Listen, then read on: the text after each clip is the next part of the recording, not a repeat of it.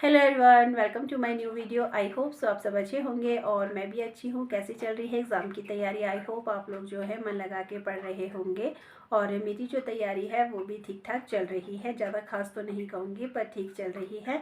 और जैसे मैंने बताया था कि मैंने जीएस पढ़ना शुरू किया है, जीके, और कब कितना कवर करूँगी कुछ समझ में नहीं आ रहा है। और मैंने क्या करा, मतलब कुछ कुछ मेन टॉपिक देखे और उसके बाद जो है मैं एमसीक्यू से ये कर रही हूँ कि ज़्यादा से ज़्यादा उसमें कवर हो जाए, क्योंकि मेरे पास ना बुक भी नहीं है ल्यूसेंट वाली जीके की। तो पता नहीं कब तक वो मेरे पास आएगी। एक सर को तो बोला है अगर वो कल ले आएंगे तो ठीक है। और वो देहरादून में ही छूट गई थी, वो आई भी नहीं है मेरे पास। हस्बैंड को मिली नहीं कि पता नहीं कहाँ रखी है। तो एक टेंशन वो भी है कि वो बुक वहीं है, तो हस्बैंड भी घर पे नहीं है, वो भी बाहर जा रखे हैं। तो चलो कोई नहीं, वो बुक तो मंगा ही लूँगी। बाकी ये महीना ही बचा है, बाकी मार्च पूरा मंथ है वैसे। तो सोच रही हूँ कि उसमें से कवर कर ही लूँगी, मतलब तो सोच रखा है कि मार्च में ये जो जीके वाला पोर्शन है वो कंप्लीट कर लूँ। और उसके लिए मेरे पास ना लूसेंट की जनरल साइंस की भी थी मेरे पास, वो भी ना देहरादून में छूट गई है। यहाँ मैं सारी अपने मतलब सारे नोट्स वो वाले लाई थी जो मैथ्स के हैं, मतलब बीएससी एमएससी, तो वो वाले तो सब लेके आई, पर लेकिन ना ये चीज़ें भूल गई। तो अब कब तक मेरे पास आएंगे पता नहीं, तो चलो मंगवा लूँगी वो भी। तो अभी तो मैं ना एमसीक्यूज़ के ज़रिए देख रही थी कि किस तरीके के क्वेश्चंस ना, ये एमसीक्यूज़ ना मैंने उत्कृष्ट एकेडमी करके जो चैनल है ना, वो मैराथन करवा रहे हैं जीएस की, तो उसमें से ही देखे। और उन्होंने जो उसमें जो क्वेश्चंस है ना वो प्रीवियस ईयर में या कोई से भी एग्ज़ाम में जो पूछे गए हैं मोस्टली, तो शायद उनका कलेक्शन है वो। तो क्वेश्चन तो अच्छे लग रहे थे मुझे, तो मैंने थोड़ा बहुत वही देखे हैं। बाकी जैसे मेरे पास बुक आएगी तो बुक से भी देखेंगे मेन बाकी मैंने वाईटी से भी देखे थे। वाईटी से मैंने बताया था कि मैंने बौद्धिक संपदा का अधिकार, ये सारी चीज़ें देखी, मौलिक अधिकार देखे मैंने। बाकी कुछ टॉपिक ऐसे थे ना जो मुझे वाईटी से भी समझ में नहीं आ रहे थे, तो वो मैंने नहीं देखे। मुझे खुद उसमें कन्फ्यूज़न हो रही है, क्योंकि उसमें ये पता नहीं चल रहा है ना कि कितना है क्या है, क्योंकि उस समय उसमें मुझे कुछ समझ में नहीं आ रहा था। तो बाकी जो छोटे छोटे टॉपिक थे वो तो ठीक है, बाकी जो वैसे टॉपिक है ना वो नहीं आते मेरे समझ में। तो जैसे एक ये वाला टॉपिक है, भारत एवं विश्व का भौगोलिक ज्ञान, ये तो मेरे ख्याल से बहुत ही ब्रॉड है, ये बहुत ही ज़्यादा, भारत एवं विश्व का भौगोलिक ज्ञान। फिर आते हमारे प्राकृतिक संसाधन, प्रकार, संरक्षण एवं संवर्धन इत्यादि, ये भी है।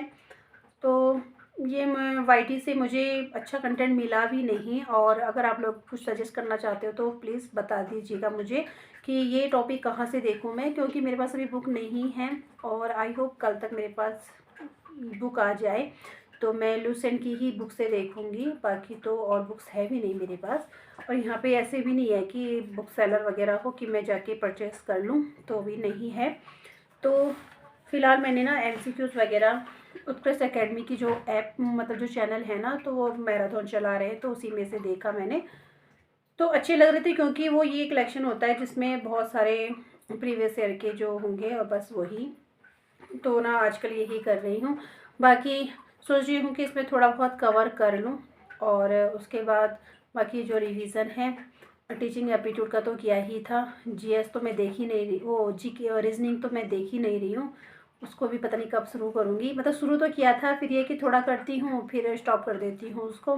फिर बाकी सब्जेक्ट की ना टेंशन होने लग जाती है।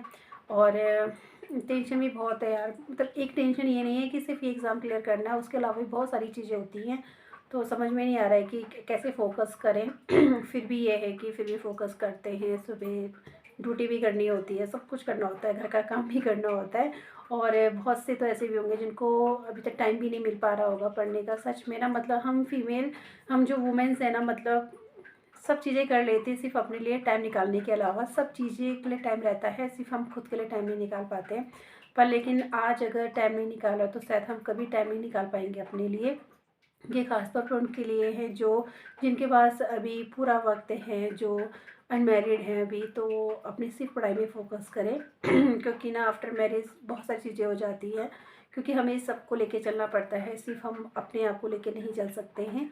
तो घर गृहस्थी, बच्चे, हस्बैंड, सबको साथ में लेके चलना होता है। और इसीलिए ये है कि वक्त रहते ही अगर हम एक अच्छी गाइडेंस मिल जाए ना, तो शायद कोई भी एग्ज़ाम क्लियर हो सकता है। मैं तो अपने ऊपर यही कहूँगी कि मुझे जब मैंने बीएड किया था और 2015 में अगर मुझे उस समय कोई अच्छी गाइडेंस मिल जाती ना कि मुझे बीएड के बाद क्या करना है, तो शायद आज मेरा एग्ज़ाम क्लियर हो जाता, मैं यही बोलूँगी। तो उसका बड़ा दुःख होता है क्योंकि मुझे खुद नहीं पता था कि होता है ना कि क्या करें इसके बाद, बीएड तो कर लिया, उसके बाद क्या करें? क्योंकि उस समय वाईटी में भी ऐसा नहीं था कि हम फ़ोन को इतना प्रेफ़रेंस देते थे, बिल्कुल भी नहीं देते थे उतना। मैं तो नहीं देती थी सच में फ़ोन को इतना प्रेफ़रेंस कि हाँ, सब कुछ वाईटी से सर्च करें, सब कुछ भी नहीं था उस समय तक तो। और अगर एक अच्छी गाइडेंस मिलती या एक अच्छा मतलब ये होता है ना कि हाँ, कि अब बीएड कर ले तो आप सिर्फ़ अपनी तैयारी पे करो। और फिर एमएससी की थी, उसके बाद मैं तुरंत जो है अपनी प्राइवेट नौकरी में लग गई। और जब प्राइवेट में लगते हैं तो तैयारी का बिल्कुल भी मतलब ऐसा नहीं था, बिल्कुल भी नहीं था कि बीएड एमएससी के बाद अब क्या करना है। सच में बहुत दुःख होता है कि अगर उस समय किसी ने एक राह दी होती कि प्राइवेट छोड़ के आप सिर्फ इसकी तैयारी करो, और तो शायद आज कुछ और ही होता। पर चलो कोई नहीं, लेट से ही सही।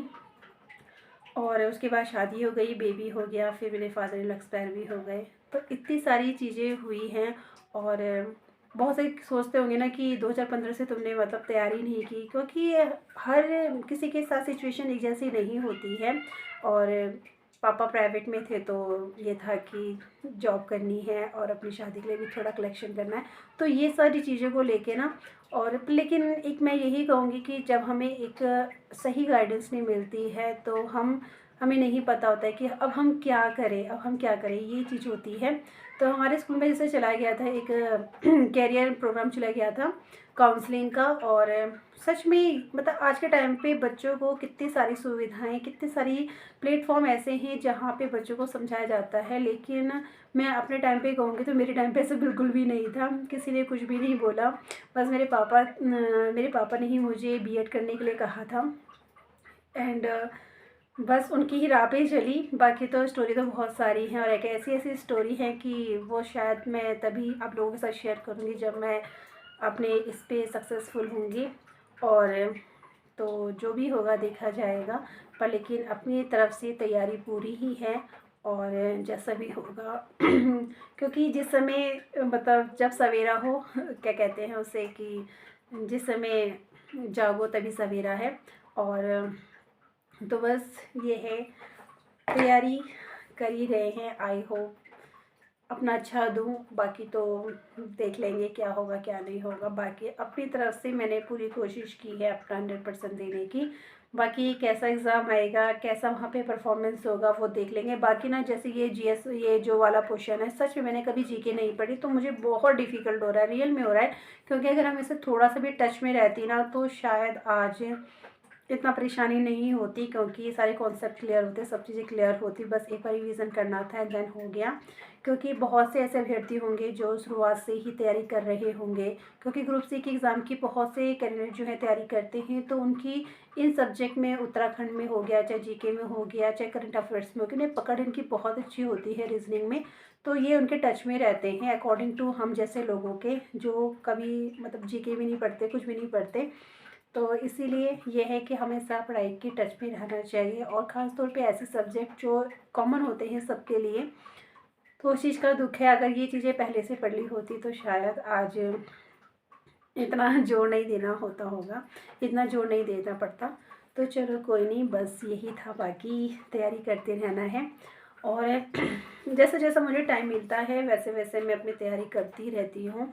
और ज़्यादा बच्चे के लिए भी टाइम देना बहुत ज़्यादा ज़रूरी है, और सबके लिए मतलब अपनी पढ़ाई के लिए, अपनी फैमिली के लिए, सबके लिए। क्योंकि हम ऐसे नहीं बैठ सकते कि सिर्फ अपनी पढ़ाई को लेके। तो चलो ज़्यादा बात नहीं करती हूँ, बहुत ज़्यादा बातें हो गई हैं। तो फिर मिलते हैं कल की वीडियो में। Bye bye to everyone.